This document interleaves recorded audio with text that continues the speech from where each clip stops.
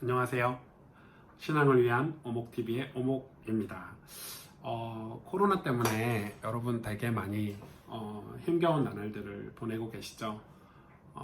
이게 뭐 육신적인 거나 경제적인 거나 이런 타격들도 실제로 있지만 약간 정신적으로도 우리가 고통이라는 걸 많이 느끼고 있는 때인 것 같아요.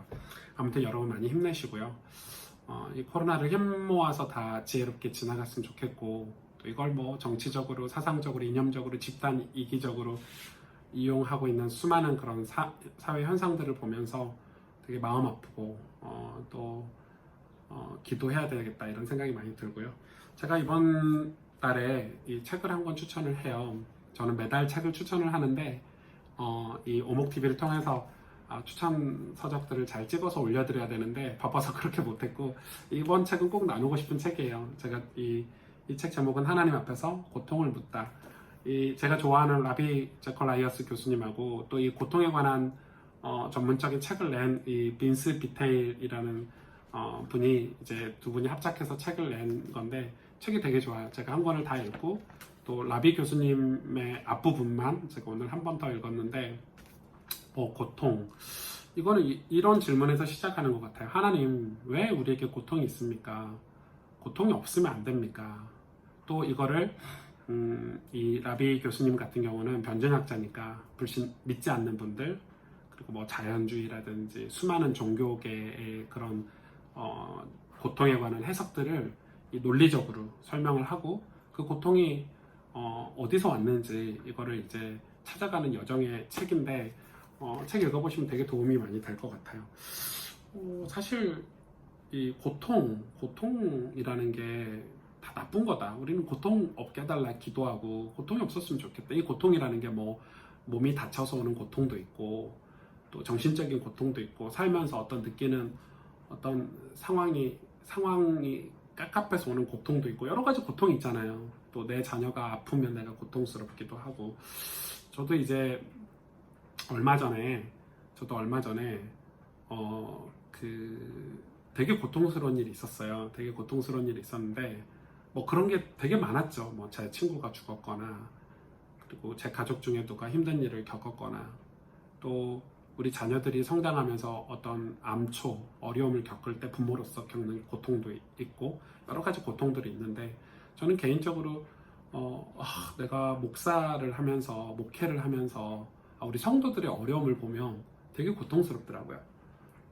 뭘 해줄 수가 없어. 여러분, 설교는 답이 아니에요. 설교는 그들로 하여금 하나님을 가까이 가게 하고 이 고통에 대해서 질문하게 만드는 거지, 설교는 그들에게 즉흥적인 답변은 아니잖아요.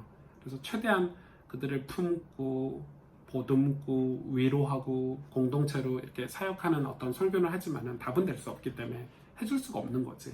그래서 우리 성도들의 어려움을 이렇게 마주하면 저도 그런 게 되게 고통스럽고, 아무튼 그런 분들에게 이 책은 굉장히 도움이 될 것 같아요. 되게 될 것 같고, 뭐 예를 들어서 이 책에 나온 거는 어떤 예화를 많이 들었는데, 우리가 고통이 꼭 필요 없는 거냐, 어떤 여자아이는 고통을 못 느끼는, 그러니까 수억 인구 중에 아주 퍼센테이지 몇 프로 안 되는 병인데, 그런 병도 있대요. 태어나면서부터 고통을 못 느끼면서 태어난 거야. 고통을 못 느껴 좋은 거 아니야? 아니요. 그 딸아이의 엄마는 우리 딸이 제발 고통을 느끼게 해달라고 매일 기도한대요. 왜냐면 여러분, 이 고통을 못 느끼는 게 좋은 게 아니라, 예를 들어 이 책에 나온 예화지만, 이 딸이 가다가 뭐 칼에 몸이 베었어, 아니면 녹슨 못에 발이 찔렸어. 근데 고통을 못 느끼니까 그걸 방치해놔서 큰 병이 되고 죽을 수도 있는 거죠. 실제로 그렇게 많이 죽는데요. 그러니까 고통이라는 게 꼭 나쁜 거냐? 그렇지 않다는 거죠. 근데 이 고통을 그렇게만 해석하면 우리가 뭐 그런 병에 걸린 게 아니기 때문에 그것만 고통이 아니잖아요. 육신적인 고통만 고통이 아니기 때문에. 그래서 어떤 뭐 자연적인 거나 다른 어떤 기준들로는 사실 이 고통이라는 게 이해가 안 되는 거지. 만약에 우리가 인간이 발전을 해야 되잖아요. 인류가 발전하는데, 발전을 하긴 해야 돼. 안 할 수는 없어. 발전을 하는데 거기서 오는 환경 문제로 짐승들이, 동물들이 고통을 당하는 그 모습들, 그럼 그건 어떻게 할 거야?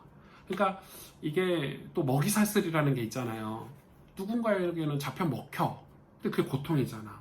근데 얘도 누군가를 또 잡아먹어. 그러니까 이런 고통들이 다 어디서 왔는지 자연적인 현상이라든지 어떤 우리의 모든 어떤 이 상황들로는 해석이 사실은 잘 안 돼. 근데 이 고통을 라비는 하나님과 인간의 관계에서만 가능한 얘기라는 거야. 해석이 가능한 얘기라는 거야. 왜냐하면 이 고통은 결국 결과적으로 죄에서 왔기 때문에. 그러니까 우리가 죄에 대한 어떤 결과가 어떻게 보면 죄의 모습 자체가 고통이라는 거예요. 그래서 인간이 이기심을 가지는 거 죄인데 이기심을 가지면 가질수록 그만큼 막대한 고통을 책임으로 가져야 되고 또 내가 고통을 겪지 않더라도 누군가는 그 고통을 대가로 치러야 되고 또 이 죄라는 것이 가져다주는 모든 것들이 사실은 뭐 이게 우리가 유혹을 받는다든지 어떤 욕심을 부린다든지 다른 사람을 공격한다든지 모든 게 다 우리에겐 고통으로 찾아오잖아요. 그래서 죄가 우리에게 주는 결과가 사실은 고통이라는 거예요. 그래서 결국 그 고통이라는 걸 느끼면서 우리는 우리의 본질을 찾아간다는 거야. 하나님. 그래서 하나님 말씀으로 하나님과의 사랑 관계, 친밀한 관계로 찾아가는 과정은 고통이라는 걸 느끼지 않으면 불가능한 거. 다시 말해서 죄라는 것을 인식하지 않으면 죄를 깨닫지 않으면 하나님께로 가까이 갈 수 없는 거죠, 사실은. 여러분, 인간이 죄를 깨닫지 않고 예수님을 믿을 수 없고 십자가의 복음이 필요가 없잖아요. 죄를 깨닫지 않고 어떻게 하나님의 은혜라는 게 필요하겠어요? 그래서 뭐 그 책 속에 나와 있는 예화지만 뭐 어디 미국인가 어딘가에 가면 사형수들 뭐 무기징역 아주 극한 그 죄수들만 모아놓은 그 감옥에 이제 라비가 사역하러 가는 라비 목사님이 사역하러 가는 거 예배드리러 가는데 거기서 이제 그 감옥 안에 예배를 드리는 공동체가 생겼는데 놀라운 일이죠. 사형수들이 무기징역 그 뭐 큰 죄를 범한 사람들이 거기서 예수님을 믿고 변화된 것도 놀라운 일인데 거기서 사역자가 한 명 계시는데 그 사역자가 그 감옥 안에 평생 살아야 되는 거 너무 고통스럽지 않냐 이렇게 얘기했더니 감옥 안에 살아야 되는 게 너무 고통스러운데 자기는 괜찮다는 거야. 왜냐면 이 감옥 안에 사는 게 고통스럽지 않다는 거야. 왜 예수님을 믿고 하나님을 찬송하면서 사는 게 너무 행복이고 오히려 고통스러운 것은 밖에 자유인 같지만 아직 예수님을 믿지 않는 엄마 아빠. 그래서